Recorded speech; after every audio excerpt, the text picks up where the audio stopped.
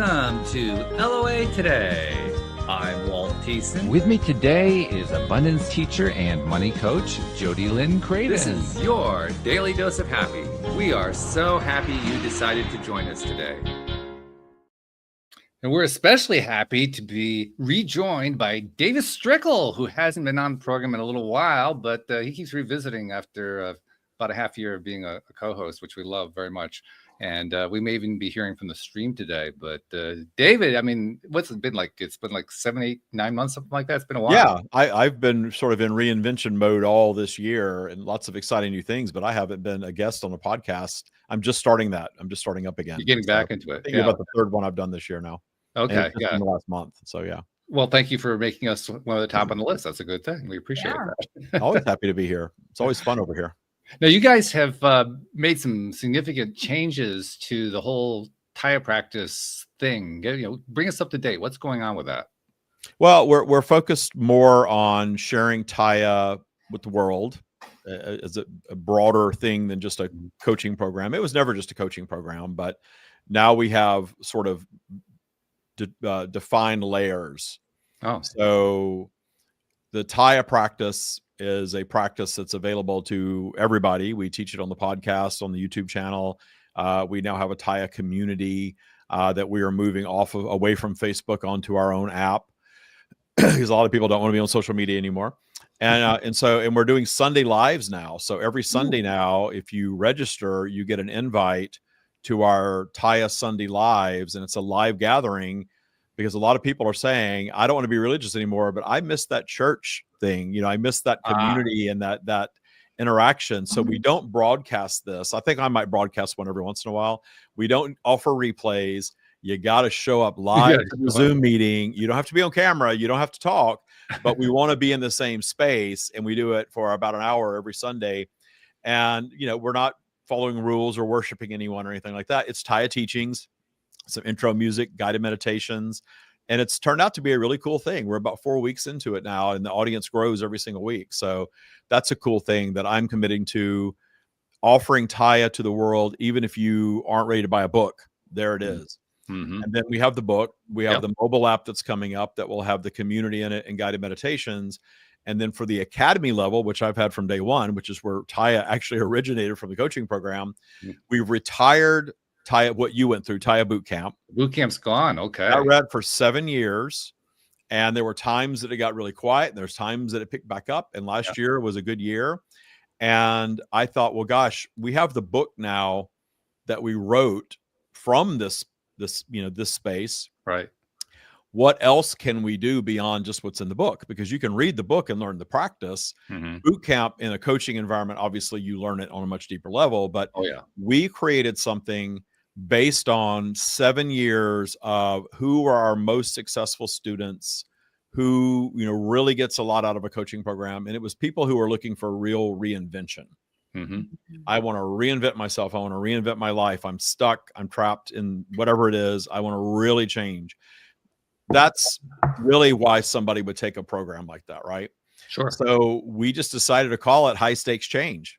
Okay. Good with name. The Taya practice. So the new program is High Stakes Change with the Taya practice. So we're leveraging the Taya practice to learn the practice in a boot camp environment, and then learn how to create this avatar version of yourself that is however you want your life to be. What do you need to be to automatically manifest that? Right. So using the framework of the practice, which is supported all over the place, you're now going into this intensive program where you are creating this actualized self and learning what does it need to believe, what does it need to not believe, and how does it behave in the world. And it can be just an amped up version of yourself, obviously, or it can be something totally different. That's up to the person.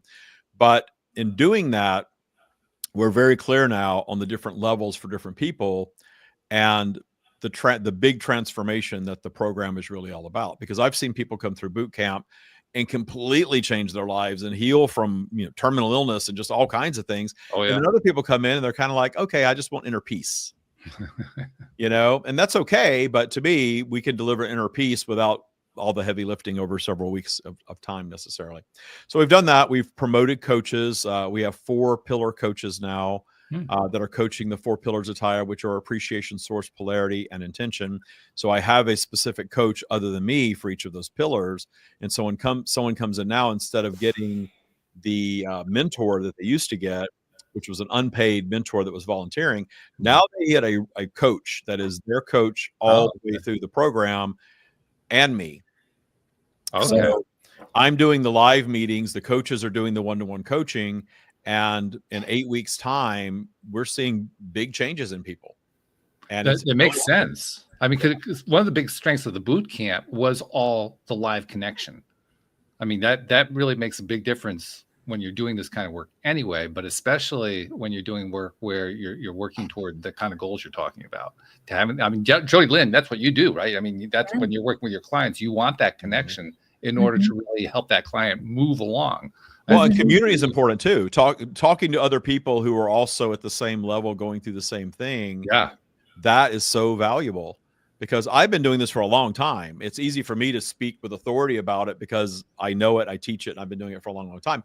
But I also am a bit lost with somebody who's really struggling, really identifying with that on the same level because I've been doing it for so long. That's why it's valuable to have the coaches in that are newer to this than I am, and to have other people in that are struggling exactly the same way.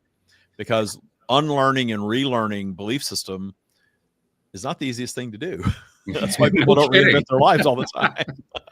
But you can, we figured out how to do it. And it is the on-demand module layer, the one-to-one coaching layer in a very structured way, and then the community layer with the group meetings. All 3 of those things work together to really bring transformation.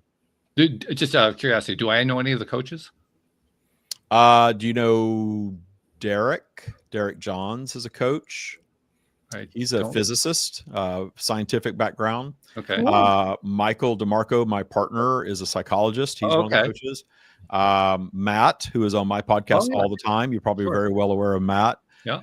And then David Rood. You know David Rood. Yeah, I know you know David Rood. Okay. So they were our 2 most sought after mentors in the program. David and Matt were, and probably because they're on the podcast a lot and people. Well, I mean, they're both also very enthusiastic. That helps. Very enthusiastic practitioners of TIA. Really, like I say, I geek out on the practice. They do too. And then we have the psychologists, then we have the scientists. So it's an interesting mix of people and personalities. Cool, Michael involved. That's really great. I love that.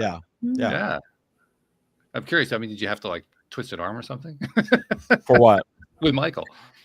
No, actually, it's funny because we've been together for a while and we talk about these things all the time, but it just sort of made sense to start bringing him in. I had a live event at the beginning of this year here in Palm Springs, and he attended and he led the guided meditation at the beginning before I brought the stream in, and they just loved him.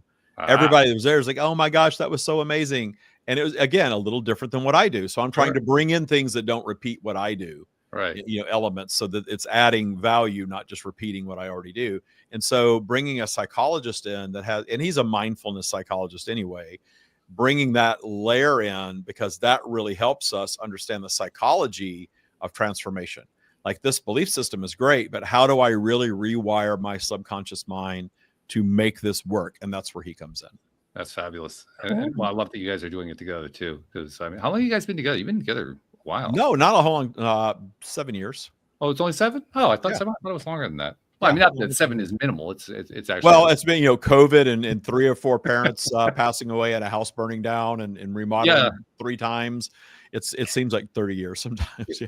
Well, actually, that's one of my favorite stories to tell, particularly if I'm talking to friends. Yeah, I have this guy, a friend of mine. He does the Stream of David thing, and he's always living in this high vibe space. But he came out of the program one time and said, "I want to dip my toe into the contrast just to see what happens." And 3 months later, his house burned down. They love that story. It's a great story. Just told that story this morning on Wisdom from North. I just told that story this morning. And I haven't told it in a long time. It's so funny that you said that. Probably on my mind because I knew it was coming here today. But I just told that somebody asked me what happens when you, because the whole training I was doing over there was a source-driven life, and which is a training that I do. So how do you, if you're living a pure source-driven life, what do you do if you don't want for anything? And that's what I said. Well, you don't really live a pure source driven life. Contrast is always going to, or polarity, contrast is a word I know you like, that's always going to pull you out of that automatically, so that you're not living in perfection.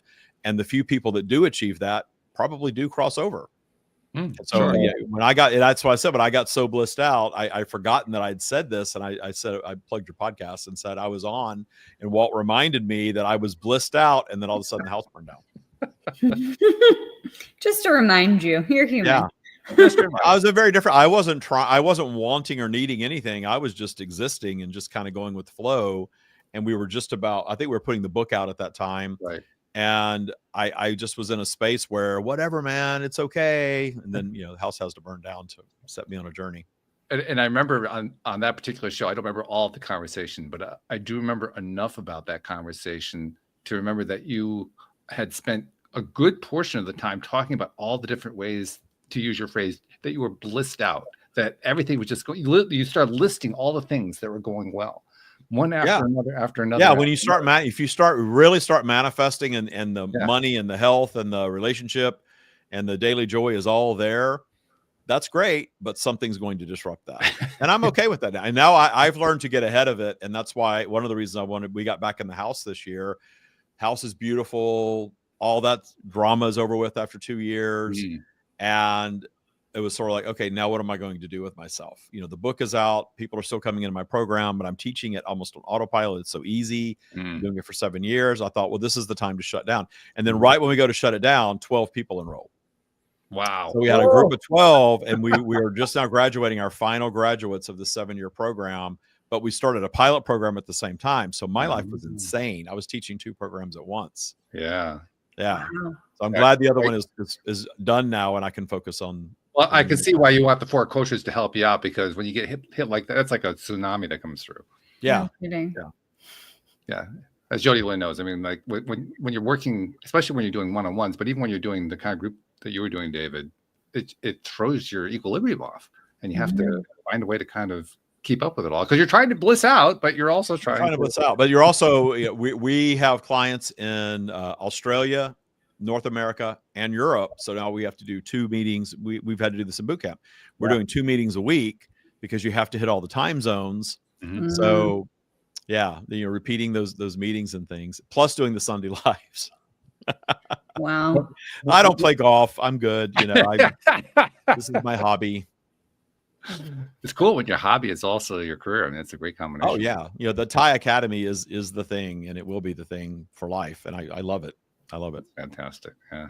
I was just recalling another show too, because since you are on here with Jody Lynn and me today, there was a show where I just for the lark of it decided to have you and Jody Lynn do like dueling streaming. So you were doing the stream with David, she was doing her channeling, and I'll never forget it because of your different styles. I mean, you David, when you connect to the stream, you come out with massive amounts of really cool information. Jody Lynn, everything that comes out is very concise. So the way that whole thing worked was you would go on for about 5 minutes streaming from the stream with David. Then I turn it over to Jody Lynn, and she'd give me 1 sentence. It was great. I'll be more efficient. The stream definitely can go on and on and on, but I don't stop them. I just let it.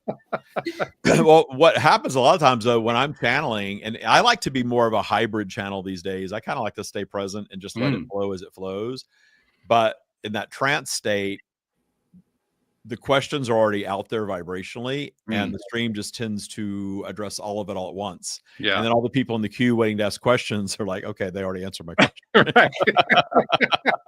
I'm good. But you have to have the attention span to listen to all of it. In the TikTok era, I think Jody Lynn's got it. People have a 10-second attention span these days. Totally. A quick, concise answer is probably the way to do it. Well, Jody Lynn, I especially like the way you do it too, because, and I remember this very distinctly when I turned the question over to you, whatever the question was that we were addressing that day, there's a pause because you're getting your download, and then you very calmly make your statement. And it's like you're just setting a foundation the way you do it. It's like a little mic drop. Yeah, it's a mic drop. That we really do have to train ourselves to do this, because we're not possessed by some entity. Yes. You're tuning into something, but you're still processing and communicating. And the trick is to process and communicate without bringing your ego into it. Totally. Yeah. Or over analyzing the information, like what it sounds like what they're saying or if it makes sense. Like we've talked about this before, Walt, like you say something and then you're like, huh, did that really make sense? Right. Exactly. Yeah.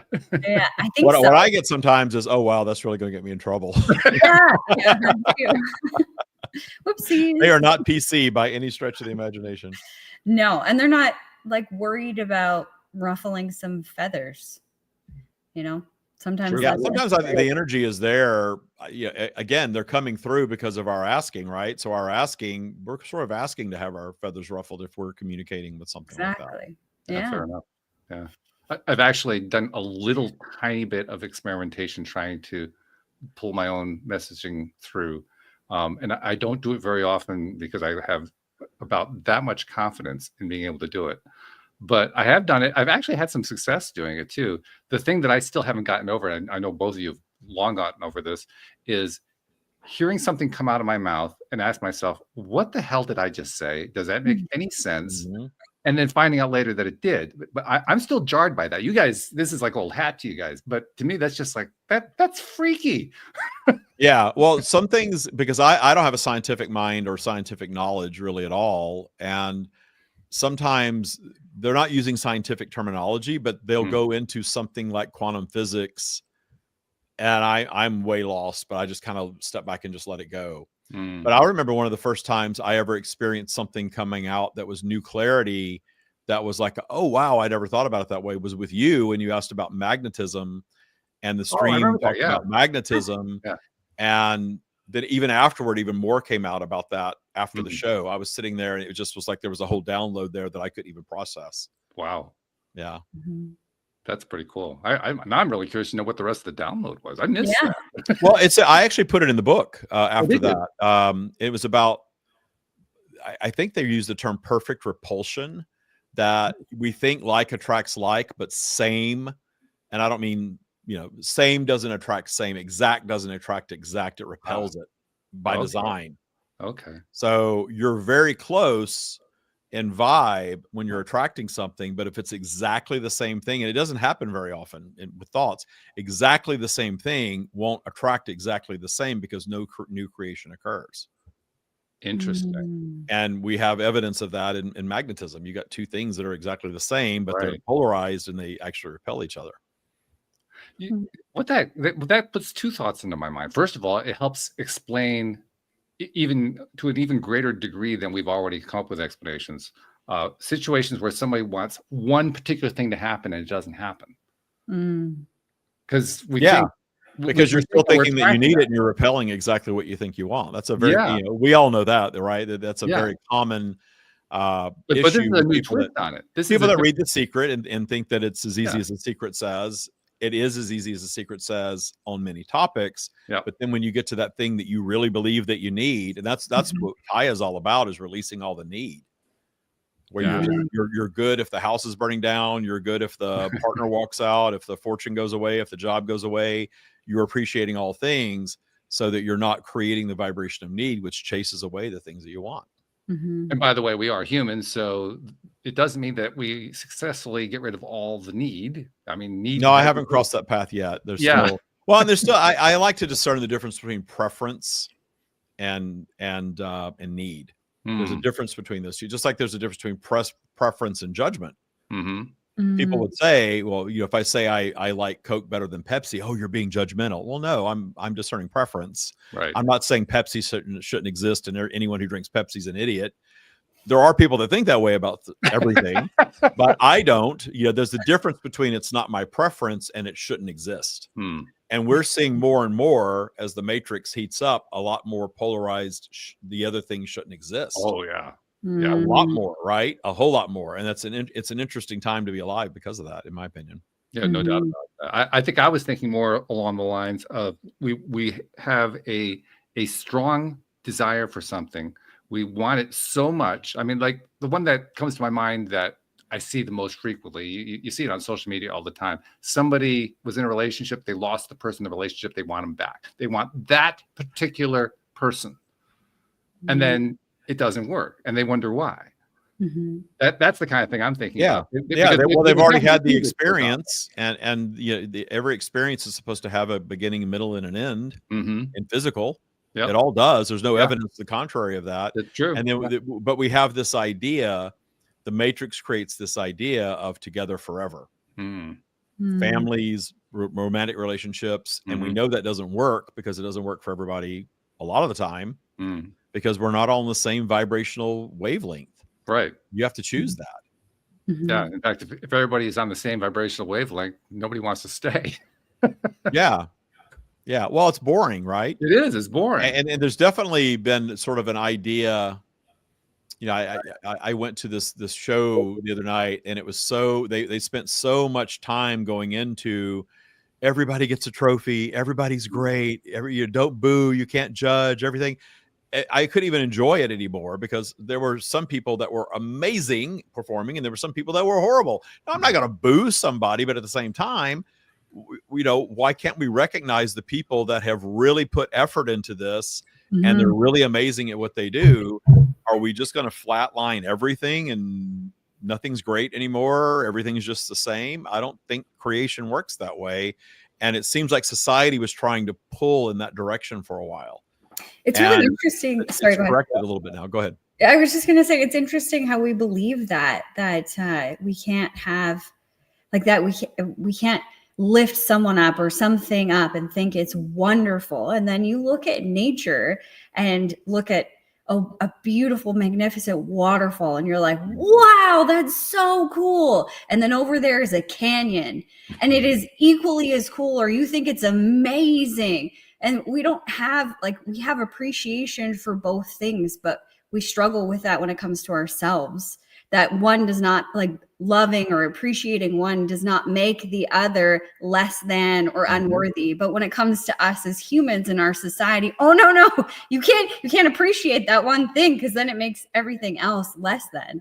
It's such a stupid belief. Yeah, well, it doesn't lie. It doesn't stick. We see that it doesn't stick. It's already sort of pulled in another direction now, and we see that. So that's just not how the universe operates. And I like that you brought up nature because I go back to nature for everything. Yeah. Like we are, just because we industrialized and we have, you know, captured electricity and shelter and all that, doesn't mean that our design isn't what humanity has been for the whole time that we've been present in this world. And we're still operating that way. We just like to think that we're not, but it's not true. Yeah. We're still ego driven. We still want to live another day. We still will take care of ourselves first in a lot of cases if we need to.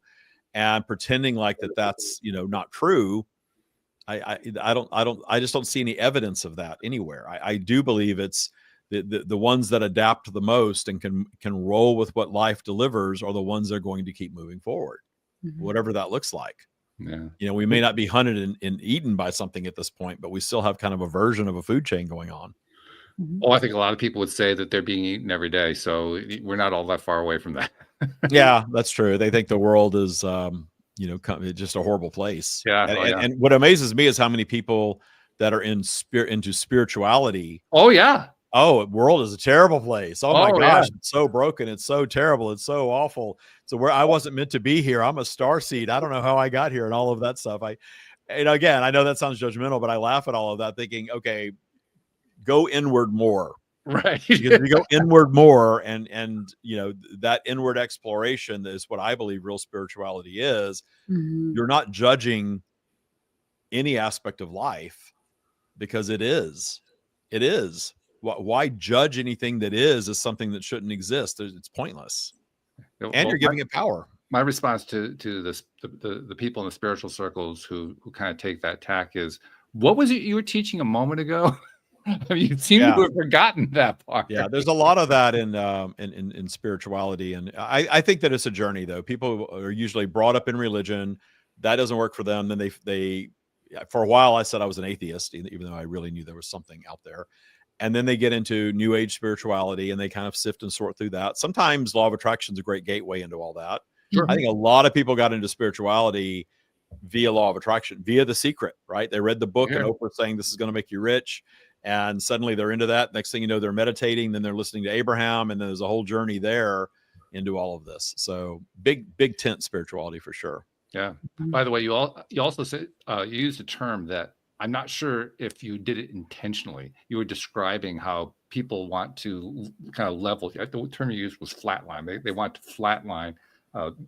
This person's performance. Well, yeah, everything's equal. Everything's equal and equitable. That's what I meant by flatline. Yeah. But it also occurred to me there's the other meaning of flatlining, because a flatliner is a dead person. Yeah, I realized how that sounded. But I said I think of my racial landscape, and to have everybody having the same experience, you'd have to kind of stretch that landscape to be flat, and they were all having the same experience. Everyone has the same health, same journey, same amount of abundance. It's all completely equitable. And the stream has said that pyramids are the reason the pyramids exist is because it is a sign of how creation occurs. And the 1% does reach the top, and the masses are supporting all of that. And there's everything in between. And it doesn't necessarily mean wealth, although obviously it can. And if we were to take that pyramid and flatline it and give the same amount of abundance to everyone on the planet equally, the pyramid would just reform almost instantly. Yeah. By the way, I saw a cartoon that was passed around, a single frame cartoon. It showed this gigantic cardboard box sitting out in a desert. I mean, this thing is huge, and it's got little space aliens working on it. And the aliens are like 1/5 the size of the box. That's how big the box is, right? And at the top left corner of the box, it says IKEA. And in the middle of the box, it has a picture of a triangle with the word pyramid under it. And at the bottom of the box, it says some assembly required. And then you see the aliens reaching into the box, throwing stones down, because this is the pyramid. Oh, they bought the pyramid at IKEA. I love how we always assume that it has to be life from another planet. Of course, pyramid. There couldn't possibly, we could believe that life on other planets millions of miles away can come here and build some pyramids and leave. We can't wrap our head around. Maybe there was a level of intelligence that doesn't exist here anymore, and it's coming. We're coming back to it, but we're not there yet. To me, that's easier.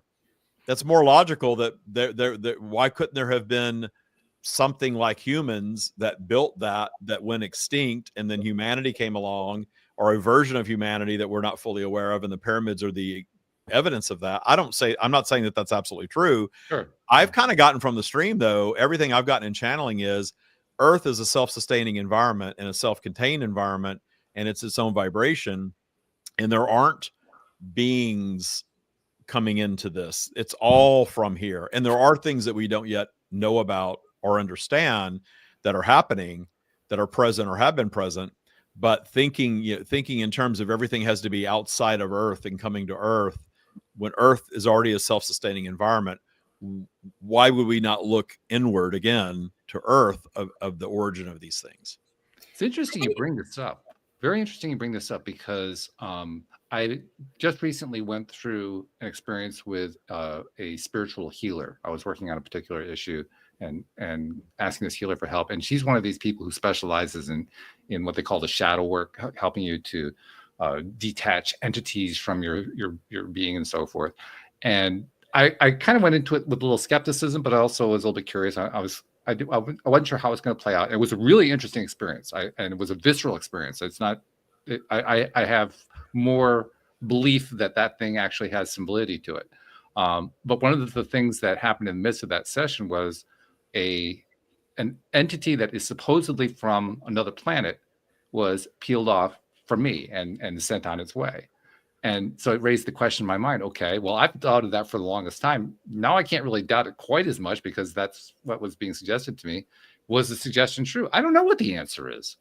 I mean, all I know is I think everything is the power that you give to it. And if you believe that's true and you detune by removing it, that's what detuning is. Sure. If you're associating it with an alien being and you choose to detune it and believe that aspect is no longer present, then what matters most is your belief system. Absolutely. Oh, yeah. Just like if you believe Jesus is going to save you, Jesus will save you. Yeah. Yeah. The belief definitely drives it. I think too, we put a lot of weight on words, but we lack clarity of what they actually mean and how individuated they can be for each individual. Like alien or extraterrestrial might mean, outside of this planet, whatever. Or to some people, it means that there's more planets or there's more of the world we haven't seen or we don't have access to. That's also a theory that they're here in this contained system. They're just not where we are, where we think the world resides. So, Yeah, Or well, we're that's not the- allowing awareness of them because we're not ready to accept that yet. yeah, I saw a thing on TikTok. It was like a culmination of a bunch of TikToks. But the first one was this study that was talking about our eyes and how we only see 4% of what's actually happening, which I think is fascinating and magical because there's so many things going on. And then after that, I saw subsequent TikToks about different like goggles or different things, like even back in like World War II, goggles that they had that were picking up spirits, things that we couldn't see, and how they couldn't use these goggles anymore because they were shooting at things that weren't there. Already dead. Don't need to be shot. Yeah, they're not going to die from the Not bullet. that one. That one. That one's already gone. No. Yeah, exactly. But there's so many things that we can't see. So what if these aliens, extraterrestrials, are just beings that we're not seeing at this moment because we don't have the capacity or frequency or whatever you want to call it to be able to see them here? Yeah. Do you ever catch anything in the corners of your eyes? All the time. And then you look and there's nothing there, but you know there was something there in the corner. It's like our vision is less filtered over here. You can't see me because I'm so narrow here. Yeah. Never called myself skinny. So narrow over here. I have that sometimes where there's something there and then I look and it's not there and I'm like, okay, that's just shadow vision or whatever you want to call it. There's definitely something that we're seeing and then we're not. And we think it's a trick of the mind. We want to explain everything away, but is the explanation just, kind of glossing over something, or should we look deeper into it? Yeah. I remember when my grandfather passed away, it was my aunties were there and they had called in all of like the kids, not the grandkids, but I happened to be like 5 minutes from the hospital. So I got the opportunity to go. So it was just my aunties and then my grandfather's body laying there. And we were sitting in the room and I saw exactly that, this light. I was looking at my auntie straight forward and he was over on this side. And I saw that light move from like his chest and out the window. And I like caught it out of the corner of my eye. And I have goosebumps as I say it now, but I felt the energy go. And I told my family what I had saw and what I had felt or whatever, but never looked for that explanation because I felt like we couldn't quantify that. You can't tell me what that was or that wasn't. I believe it was my grandfather's soul leaving. That felt like the most, I don't know, the best explanation of what I witnessed, but really, who knows?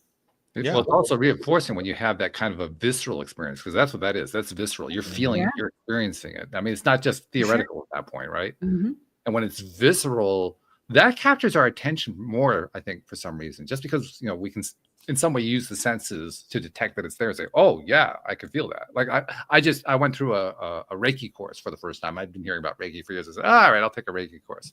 So I took a Reiki course and oh my God, I had been able to sense energy before, but after that course, like, whoa, massive amounts of energy. Yeah. And Reiki can be remote. I've had remote healing with Reiki from people, a long way away.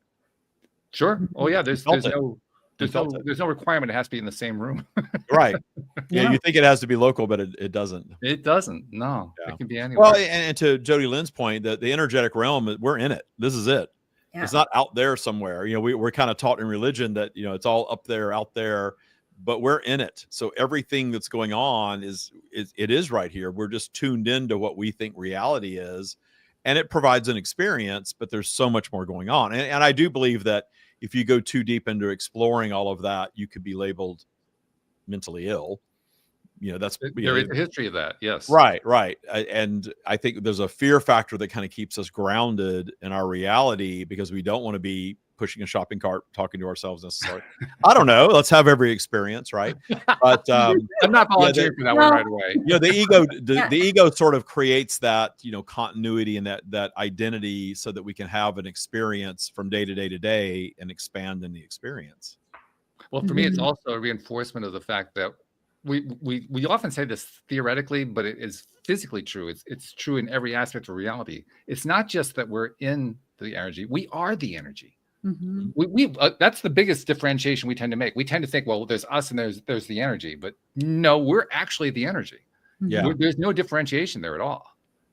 Yeah, that the concept of self, I definitely believe the ego, I just call it all the ego. The ego is this aspect of physical where we sort of claim this concept of self so that we can have a suffering experience, really moving through our life journey. No, there's a reason to question our sanity, but we'll do that one another Yeah, time. we're desiring suffering, but the stream has been very clear that when you're in the non-physical state, there's nothing you want more than to come back into a physical state True.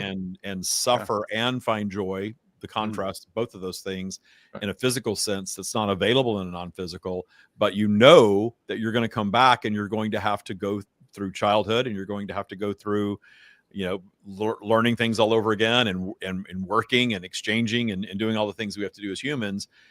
But I do believe that we can do it in a more sophisticated way where we're not suffering in the should not be judgment of things. That's what Taya is really all about. No, How do we experience life exactly as it is, enjoy, even when the house is burning down? Right. I like the Abraham answer on that. They were once asked, why do we put up with this polarity world, this contrast world? They said, well, what does chocolate taste like? Yeah. We're of earth. So our earthly desires are what keep us going and keep us moving through the challenges. But I really embrace reinventing this business this year has been a bigger challenge than anything I've ever done professionally. Ever. Really? Ever. Oh my gosh. Wow. We're building it to be something much bigger than it's been now that I feel like it's fully fleshed out and ready for prime time. And every day there's some little piece of technology that's broken and not working and not doing what it's supposed to do. And something that was supposed to take a couple of months. Where are we now? Into September almost? Mm-hmm. I started this process in February thinking, I'll have all this redone in 2 or 3 months. No, every day I'm really on bad pun. I'm on fire about it. I really am. That's what keeping me going, right? I know that I see the light at the end of the tunnel. I know where this is going to take us, and it's exciting, but it's tedious. It's a lot of work, and there's so much technology peppered into it now that allows us to share it on a global scale. But all that technology is the thing that makes it so complex. Yeah, and AI, I think. I'm not sure if AI is a blessing or a curse because it's helpful. You just pushed my button. You don't and realize it's maddening at the same time. Yeah, you just pushed my button. Well, we're in black and white TV land with it right now too. I'm in the midst of a major project. I'm trying to build my own AI on my local computer, one that's not dependent on the cloud. And in the process of doing that, I have discovered beyond any shadow of a doubt, from my perspective, that AI is completely alive and completely conscious, which flies in the face of everything that all the other developers say. So I'm in kind of an interesting place here, dealing with that side of it. But as a result of that, I give hours and hours every day to this project that I'm working on. Well, I'm sure if it doesn't already have everything has consciousness in it. So why would it does? Yeah. First of all. And secondly, the interesting time that we're in is that humanity is finally creating in its own image. So we are now, quote unquote, God. This is new for a lot of us. Creating in our own image.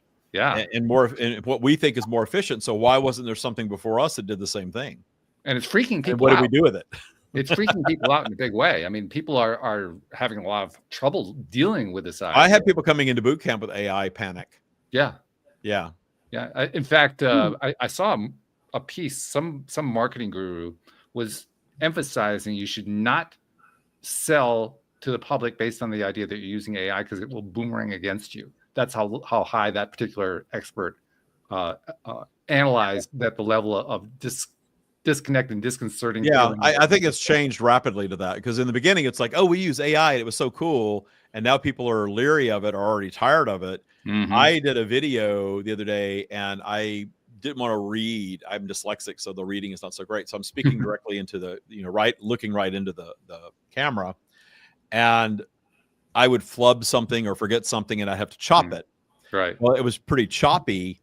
And some people on my team watched it and they said, it looks like an AI generated video. You can't put this out there. I thought, great. I'm never going to remember all this in one take. I don't know how people do that. Stare at the camera and get it. And I can just talk and I'll go on forever, but you're trying to get things boiled down to a 4-minute video. Yeah. You got to stay on script, and to look right into the camera and do that is challenging. Now you know why we use teleprompters. Yeah. Well, and I have a teleprompter and I can do okay with that. But I would rather just speak it and mean it and you know, give it that vibe. But then I have to cut it. And then when I cut, then all of a sudden it makes it seem phony. Exactly. Yeah. That's the challenge. That's a tough challenge. But it's a fun time. It's a fun time to be alive. And it's a fun time, particularly if you have gone through, say, the Thai boot camp or the new program or something similar where you have done the work on yourself. The people who have done the work on themselves are the ones who have set themselves up to really enjoy things like AI, to enjoy the things that come along. You can find appreciation in anything and detune fear around anything. And then life gets really good when you do that. It does. It gets really quite fun. Yeah, quite. And it doesn't have to be the flatline type either, where everybody agrees with everybody else and everybody thinks the same way as everybody else. It can actually be your own thing. And that to me is even more interesting. That's more fascinating. Because when it's your own thing, then, like you were saying, it's not something where you have to be judgmental. You're just saying, this is what I like. That's not judgmental. It's just simply expressing a preference. And then it's experiencing your preference. I mean, most of us go through life experiencing non-preference or anti-preference because we focus on the stuff that we don't like. To actually get to a point where you're focusing on preference and experiencing the thing that you prefer on a regular basis, that's almost like an eye-opening experience.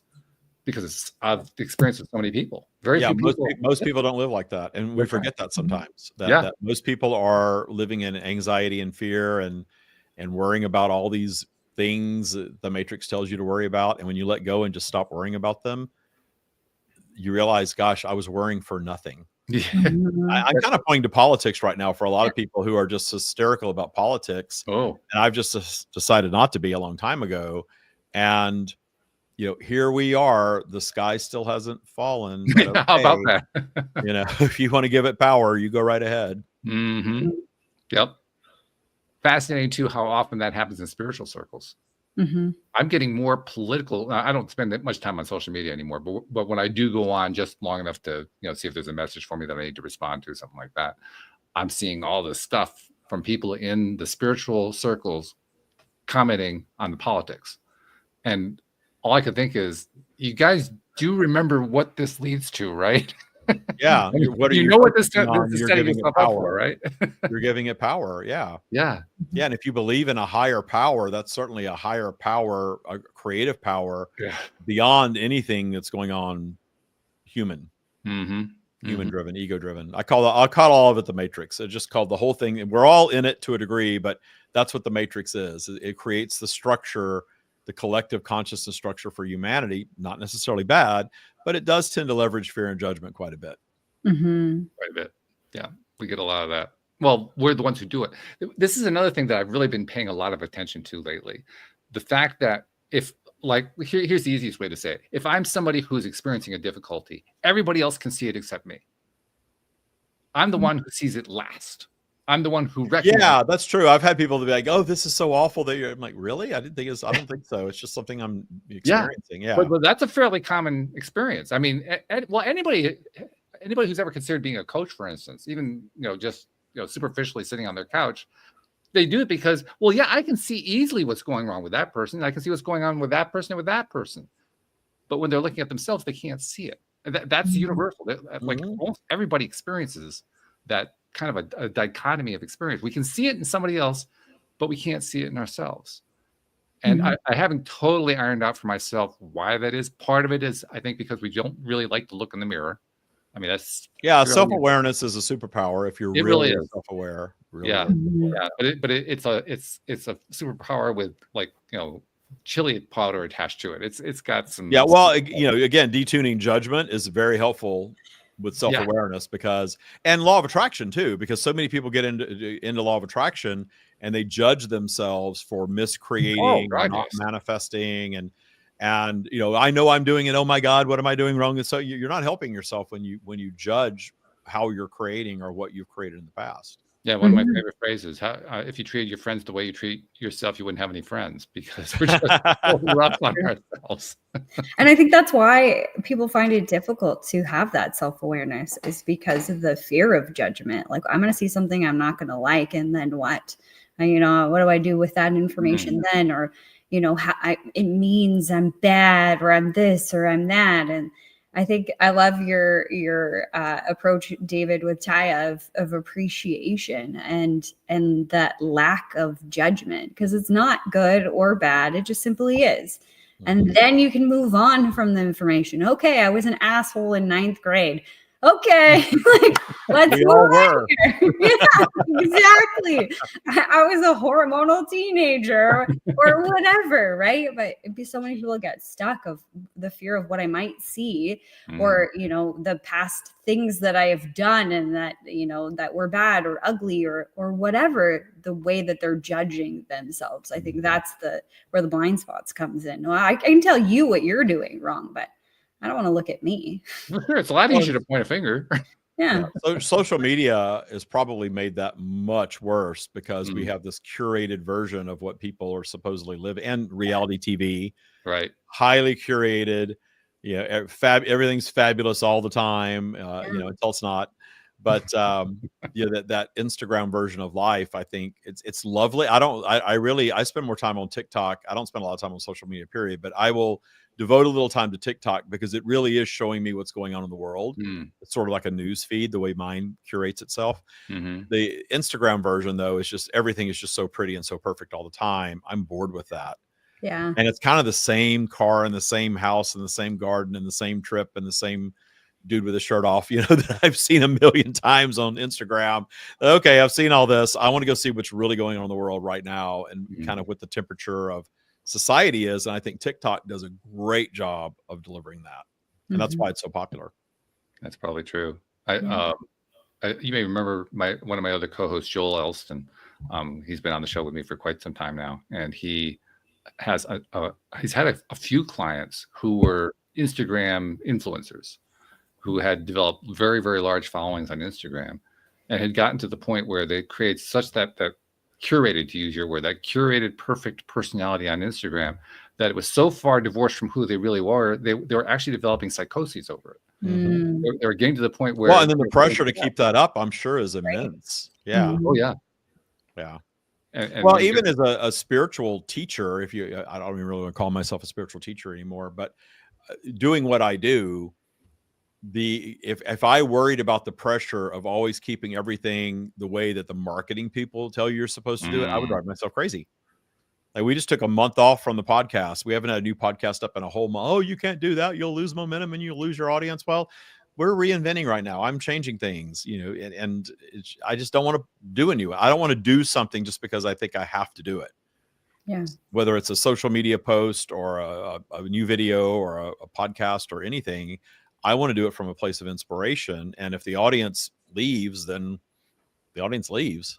And that's actually a key point to understand about marketers and marketing experts, because marketing experts are all about pushing hot buttons, emotional hot buttons, and they forget their own thing sometimes, to the point where they end up pushing their own hot buttons. And they make points based on pushing their own hot button, saying, you mustn't do this, you must avoid that, and so forth, because it's their own hot button. But they've forgotten that they're pushing their own hot button. And they want to keep repeating the same thing that worked at one time that maybe doesn't, maybe isn't going to work for everybody else. That's where I've had a problem, is that people, you have a coaching program. Well, you've got to go and you got to speak to the pain point. And you've got to, get them while they're hot, and you do all that. Well, it's not just a coaching program. It's a belief system that's much bigger than that. It's really a hybrid of sort of a religion, spiritual practice, coaching as part of it. And the closest thing, I can't believe I'm about to say this, the closest thing that I found to Taya out there is Scientology. Okay. Not dogma. We're not telling anybody, no one's a subversive person, and you don't have to disconnect from anyone, and there's no rules or any of that stuff. But Scientology is a hybrid of a community-based religious practice and coaching, because the coaching works, right? Yeah. And I was talking to a very well-known marketing person about this, who knew shockingly a lot about Scientology. And I said, I always judge Scientology as this cult, creepy thing. And my whole practice is detuning judgment of everything, appreciating everything. I read the Lisa Marie Presley biography. And of course, that was published after her death. Right. And there was a part in there where she said when she was a little girl, her mother got her into Scientology. And when her father died, it really helped her process that. And it helped her process what her life was all about as this instantly famous, wealthy, everyone on the planet knows who you are, young adult. And then she drifted away from it. And when she drifted away from it was when her life started to fall apart. And that's when I went back to, I'm Mr. Belief System, and I'm demonizing a belief system that does have value for people.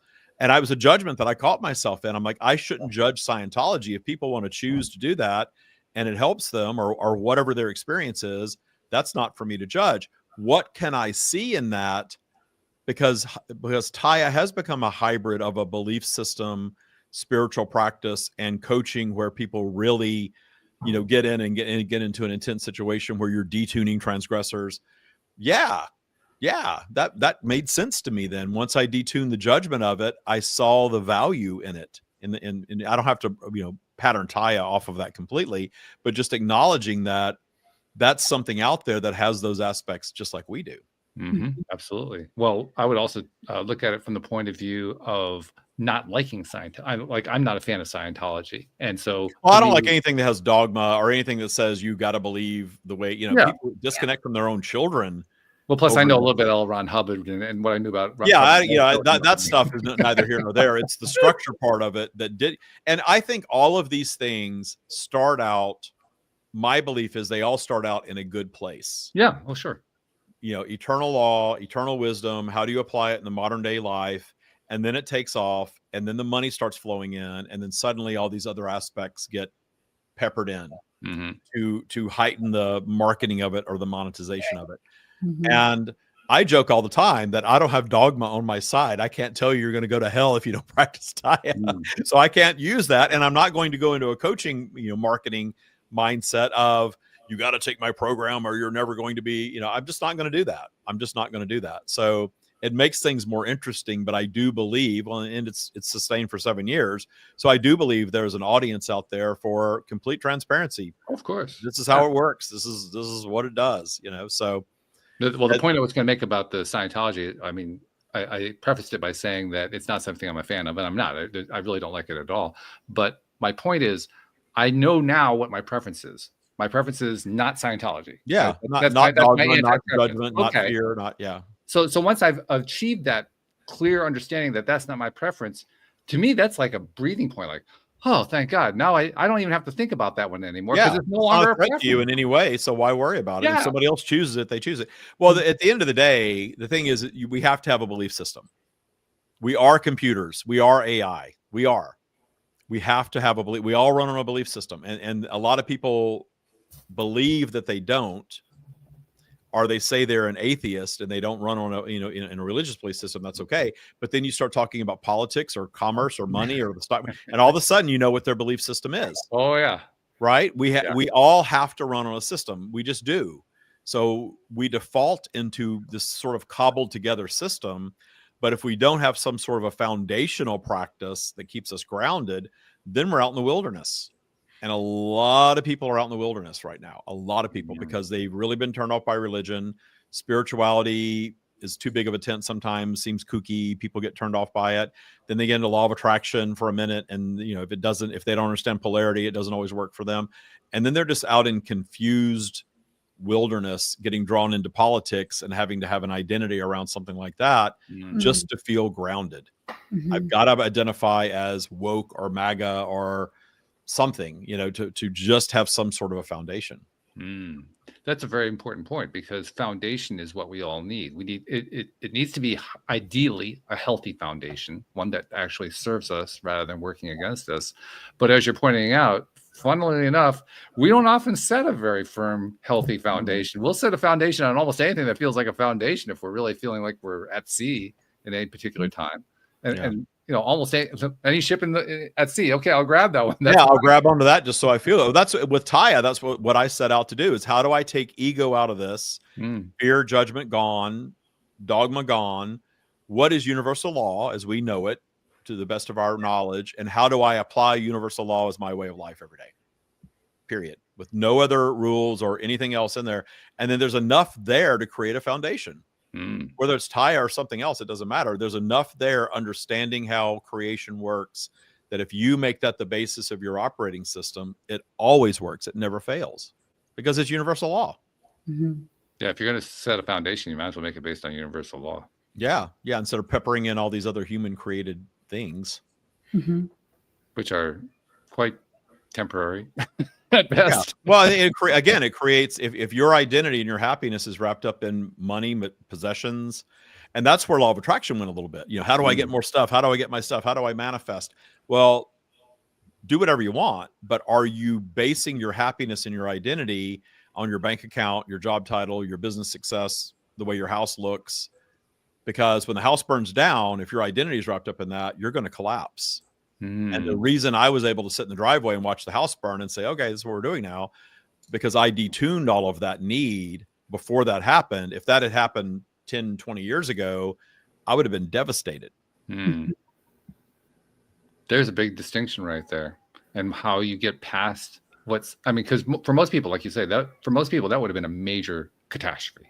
The house burned down, especially, and it was like, what was it, a day after you had finished doing the refurb on it? I mean, well, yeah, we paid the last contractor on Thursday, and was it a Monday or a Sunday night? Monday, the house burned. I mean, that's insane. And my partner's mother died as a result of that fire. That's so right. It wasn't it wasn't without, consequence. Yeah. She died 4 days later in the hospital. Yeah. So, it was a sad time. Yeah. But we both utilized Taya to process it in a way that it became an expansive journey for both of us. And that's power right there. Because anytime that you can take a traumatic event and turn it into expansion, that's power. Yeah. And I think we all can ultimately. And then when you start realizing, well, wait a minute, maybe the traumatic event exists for that to level us up. How do we process it? And then you just kind of ripple that out into everything in life. And then suddenly you're able to apply authentic appreciation to anything. If not at the onset, very efficiently. Yeah. Really good. I love it. As usual, when we get to the point where we're about a couple minutes away from our hour, I think to myself, really, can we do another hour? But that's not really going to be an option. Well, it's always fun to come here and talk to both of you. It really is. So I appreciate you letting me come and talk my head off. Oh, we love it too. I think last time you were here, we did our new thing that we've been doing for the last couple of years. And I want to do it here too, because I especially want to hear what Jody Lynn has to say, because that's one of my things, is to have her kind of summarize the whole thing. And as usual, she's been taking notes. I don't know if you knew that. She's a copious note taker. I am. Like she takes notes on every interview, on everything that she hears on YouTube, on things that she hears on her own podcast. I mean, she's a consummate note taker. Consummate student. I like that. Yeah, she is. Yeah. So that's why I'm always curious, what is she focusing on today? So what is it, Jody Lynn? Oh, okay. Wow. I think there's a lot in our conversation today. And I love how this conversation brings us all back to the reality that we want to create. I'm going to say it that way. I think it brings us to this space of, or I feel at least, the space of being grounded, that this can be simple, that life can be so incredibly simple to create and co-create your ideal life. And some of the things that I wrote down was self-awareness is a superpower. And I think that was a huge part of what we're talking about today, of being self-aware of what you're choosing in terms of your belief system, that foundation that you are creating, and then re-choosing it, and then re-choosing it again, and getting to that point, like David, you were talking about, just being so detuned from the judgment of society, of our own self-critic or inner critic, of our parents, of our spouse, of anybody that has the judgment that is rattling in your ear, especially those stories that we create and recreate. And in doing so, in that detuning and that self-reflection, that's where the magic happens. That's where the true appreciation for life begins, ends, and it continues. It's all, it is life. And thank you for that reminder that it can be so simple and yet so incredibly powerful. Very nice. I love the way she ties things together. It's beautiful. Very good summation. Better than AI. Oh, much better. If they ever come up with a Jody Lynn AI, that There you actually go. Jody Lynn, I'll be blown away. I will literally be blown away. And I know a bit about AI now. I've been studying it pretty good. So if they actually come up with that, I'll be really, really impressed. Because I don't know if they're going to do that. Well, we'll see. Just if it does happen, Jody Lynn, we got to work out some sort of signaling system so that I know I'm talking to the real Jody Lynn. So let's work that out off the screen. Yeah. Okay. We will. And I think the last time you were here, I did my usual thing that I've been doing with all guests. I'll do it with you too, but I want to take it to another level. I've been thanking people for reaching out and helping people on the internet who they never meet, never will see, in ways they don't even know about, because they don't get recognized for that. But I want to take it to another level with you, because you're a previous co-host. You've been on the show many times, both before and since then, and you've contributed so much to this audience. So I want to thank you on behalf of this audience for all of the things that you've been sharing, all the insights you've been sharing, the wisdom, the knowledge that you've gotten from the stream that you've been passing along. Because, I mean, the stuff you've been sharing has been phenomenal. And I know it's been helpful. I know from the context that I've gotten from listeners how phenomenal it's been. Well, you know how many of them actually went into the boot camp, for goodness sake. I mean, a lot of people from this world ended up over in our academy, for sure. Yeah. So really, on behalf of the entire audience, thank you for what you've been doing all these years. And we hope you'll continue to do it for years to come. Thank you. I intend to do it for the rest of my life. This is my life's work, and I love it. I could just do this all day long. So thank you both for hosting and having me on and giving me a really good platform to just share all these ideas with both of you, because we're all kind of in the same wavelength, but different nuances. And I always pick up things when I come here as well. I always ask the guests to tell us how to reach him, and I forget about that with you, because I know where to reach David. Everybody knows that, but I should actually include that. So actually, it's changed, because we're really stepping back. The stream of David, everything's Taya now. So tell people where to find. The stream's not going away, but it's a foundational teaching. But Taya Academy, TYA Academy, is right now the main place to go and register and get training and get ready. The Sunday Live invitation and all that is tyaacademy.com. Okay. And all of our social media and everything is transitioning over to Taya. Facebook's a little difficult about that, but everything else I think is already Taya. And so, Taya Academy is the place to find us right now. Beautiful. Love it. Thanks so much, David. Good seeing you again. Good seeing you both. Don't be such a stranger next time. Come back sooner. No, I will be. I love coming on here. I absolutely will be. Okay, sounds good. And thank you to our podcast listeners everywhere. We'll see you all next time here on LOA Today. Goodbye, everybody.